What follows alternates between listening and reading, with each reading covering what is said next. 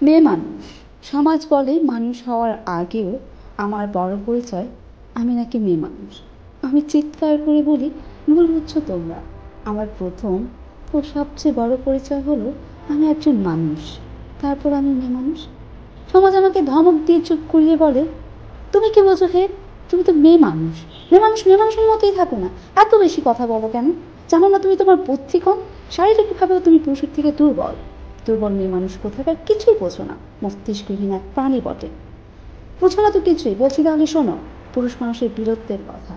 পুরুষ সে তো মহান, যা খুশি তাই করা সে তো একমাত্র ক্ষমতারা।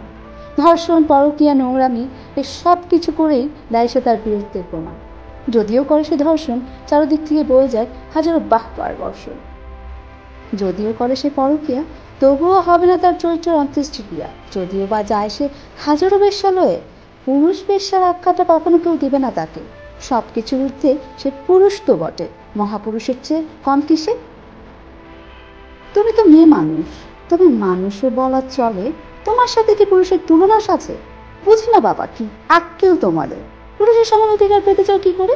আরে বুঝে নাও মেয়ে, নিজের ভালো তো পাগলেও বোঝে। সবসময় বুকে ও মাথায় ওড়নাটা রাখতে শিখে নাও। সম্পূর্ণ শরীর তোমার কালো কাপড় দিয়ে আবৃত করে দাও।